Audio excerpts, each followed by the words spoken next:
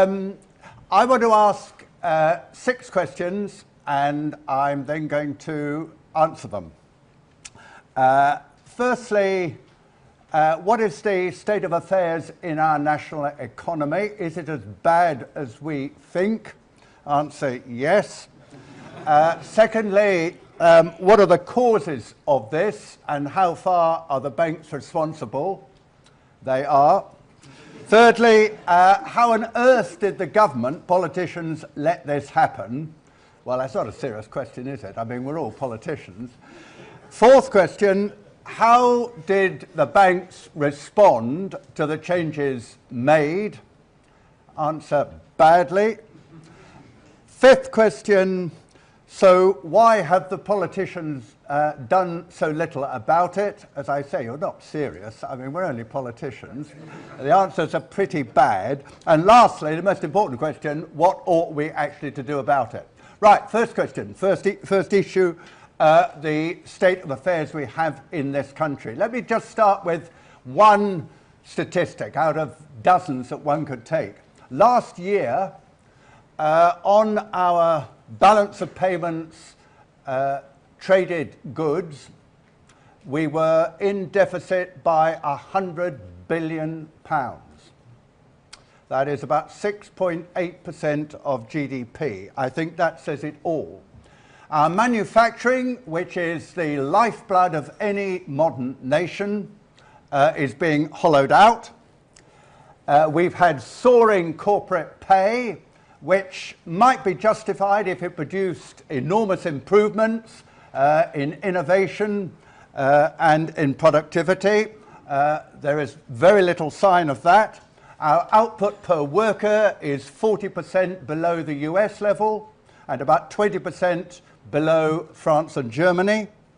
And among the OECD countries, ours is the only country where the share of GDP spent on research and development, which is fundamental in a modern economy, was actually lower in 2000 than in 1981. And we had a financial crash, as we are all extremely conscious of, a few years ago, and it's still going on, and it may well get worse, which started in the City of London just as much as it started in Wall Street. That's the state of affairs that we're in. So how did that happen? Well, of course, there are multiple causes when you get something as colossal as that happening. And there has been, of course, decline, not just recently, but it's been gradual but steady over probably the last half century. But the banks are certainly a primary cause for several reasons. Through the shadow banking system, through the proliferation of financial derivatives. I presume, Ben, all of this was talked about this morning. I don't have to explain these things. You don't. Right, good. They all understand perfectly. Securitization, it's something they talk about all the time in the Dog and Duck in Oldham. Anyway, you fully understand all of these items. But through these, it's a long and boring word, but with a very simple idea behind it. But through all of these techniques or measures, they have evaded public control and used their power to promote their own selfish interests, not the national interest. They've seized control of the money supply, which is going to be absolutely central to this whole discussion. And they have become generators of unsustainable asset bubbles, which certainly, of course, great economic instability, and ultimately to us, the poor innocent taxpayers, let alone the government, a gigantic cost. They've used their generation of the money supply, something like 97%, which is pretty staggering, in order to promote a property boom, to promote a foreign speculation on a very significant scale, whilst allocating, what proportion would you say of all that colossal sum of money that the banks generate, would you say goes into productive investment? 80%. Oh. They do know it all. Yes, very good. Okay, but that, okay, just think about it, 8%. That means that 11/12 of all the money they generate do not go into productive investment. That is a pretty stunning fact. They've engineered a massive misallocation of global capital into tax havens, where the general estimate of the amount of money which is now cooped up there outside public controls, outside the tax revenue, is something of the order of 11 to 12 trillion pounds. That is about a sixth or seventh of the entire world GDP. And of course, they have undoubtedly exacerbated inequalities in our society between the super rich and the rest of us, as we're seeing. I'm going to it immediately after this to St. Paul's, between the 99% and the 1%. Yeah. Well, as they were saying in yesterday, what would Jesus do? I hope the church has got the lesson, because they certainly need to take sides, and I know which side I'm on, and I've always assumed which side they were on.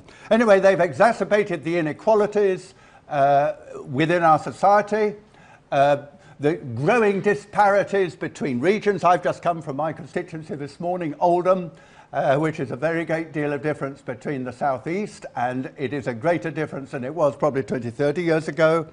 And of course, they have crowded out manufacturing by finance. So I'm not anti-bank. I just want to tell you the facts. And the facts are that they have enormous power. It is totally unaccountable, and they need to be brought to heel. That's, I think, my central message. Now, why was this allowed to happen? Well, they didn't. Why did the government allow this? I mean, the government didn't actually allow it. They actually fomented it. They encouraged it. They were behind it. Conservative ideology, and I'm going to be just as rude about the Labour Party, so don't think I'm partisan. Conservative ideology after the war, well, I am partisan, but I'm going to try and be fairly partisan on both sides. But the Conservative government after the war was, of course, removing all restrictions on the operation of the market. And that certainly gathered steam in the 1970s and 80s. I think you were told this morning, before the 1970s, banks were subject to a cash reserve ratio, a liquidity reserve ratio. In the controls which were removed under competition credit control in 1971, those were removed. The liquidity control was halved from 28 to 12.5%. But much more importantly, there was this shift from trying to control credit by quantitative ceilings towards using market mechanisms, towards using a variable interest. That's a very, very significant shift. It was taken further in 1979 with the abolition of exchange controls, on top of the end of the fixed exchange rate system under Nixon at the beginning of the 1970s. Then, of course, under Mrs. Thatcher, we had Big Bang, the removal of all controls on consumer credit, and deregulation of housing finance. And all of that, of course, was based on this neoclassical idea that the banks are purely financial intermediaries, that they don't have any more significant role, such as the creators of the money supply, which is an infinitely more important role. So, in fact, there's been no regulation, no even measurement of the quantity of control of credit, and let alone its quality, that is, what contribution it's making to GDP, or how it's allocated. And then, of course, in 1992, the Maastricht Treaty, in February of that year, we have the removal of the power of money creation from individual states, which are then made subject to market discipline. That is a whole series